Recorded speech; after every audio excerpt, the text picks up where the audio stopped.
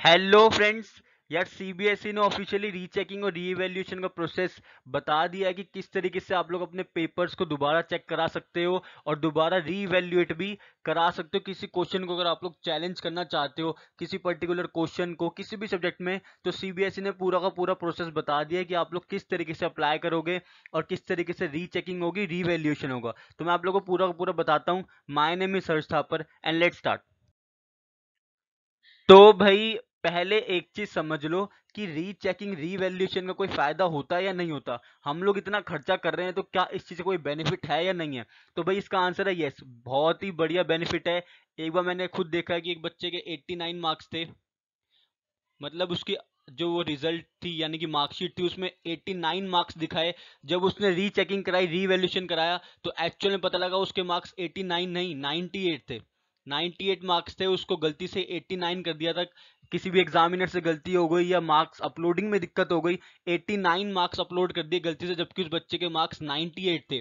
तो इस तरीके की गलतियां बहुत ज्यादा सीबीएसई में देखी जाती हैं। और भी बहुत सारी चीजें होती है, कुछ क्वेश्चंस में मार्क्स नहीं दिए होते, कुछ क्वेश्चंस में कम मार्क्स दिए होते, तो वो सारी चीजें आती है। सबसे पहली चीज जिस चीज के लिए आप लोग जाओगे वो होता है वेरिफिकेशन ऑफ मार्क्स।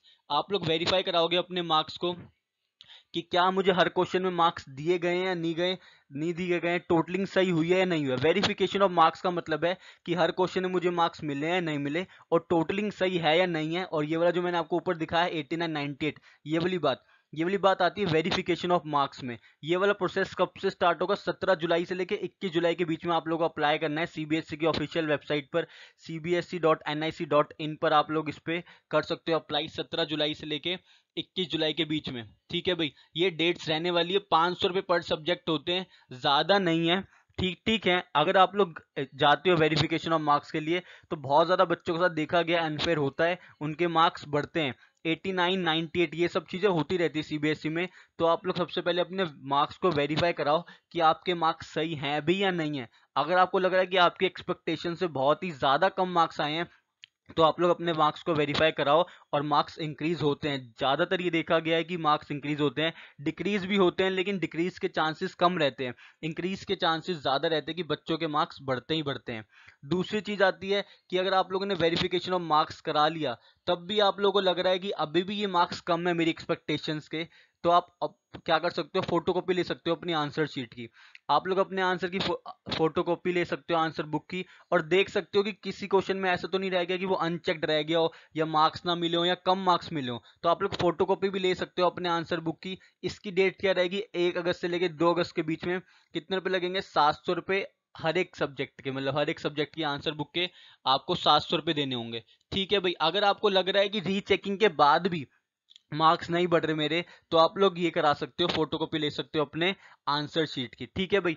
और अगर आपको लग रहा है कि जब आपने आंसर शीट ले ली और कोई क्वेश्चन आप चैलेंज करना चाहते हो, चैलेंज मतलब कि आपने सही लिखा है और सीबीएसई एग्जामिनर ने सही से मार्क्स आपको नहीं दिए, तो उसको बोलते हैं चैलेंज करना क्वेश्चन को, कि हमने सही लिखा था लेकिन हमें मार्क्स सही नहीं मिले।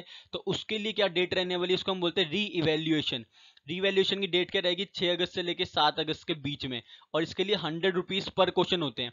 आप जितने क्वेश्चंस चैलेंज करोगे उस हिसाब से आपको 100 रुपीज देने पड़ेंगे।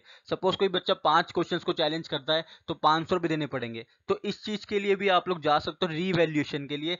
ये चीजें एक एक करके होंगी। जो बच्चा वेरिफिकेशन के लिए जाएगा पहले, वही फोटोकॉपी ले सकता है, जो फोटोकॉपी लेगा वही रिवैल्यूएट करा सकता है। ये प्रोसेस कंटिन्यूअसली चलते हैं। तो सबसे पहले आपको वेरिफिकेशन कराना होता है मार्क्स का, फिर फोटोकॉपी लेनी होती है, फिर रिवैल्यूएशन होता है प्रोसेस का। और ज्यादातर देखा गया है बच्चों के मार्क्स बढ़ते हैं, क्योंकि बच्चों की एक्सपेक्टेशन ज्यादा होती है। सीबीएसई एग्जामिनर गलती कर देता है चेकिंग में, अपलोडिंग ऑफ मार्क्स में भी बहुत ज्यादा दिक्कत हो जाती है। तो आप लोग रीचेकिंग के लिए, रीवैल्यूएशन के लिए जा सकते हो। मैंने आप लोगों को पूरा का पूरा प्रोसेस बता दिया और डेट्स बता दी। ठीक है भाई, तब तक के लिए all the very very best. Channel को सब्सक्राइब करना मत भूलिएगा और साथ में लगे बेल आइकन को प्रेस कर देना, ताकि लेटेस्ट वीडियोस आप लोग सबसे पहले मिलती रहें। Thank you.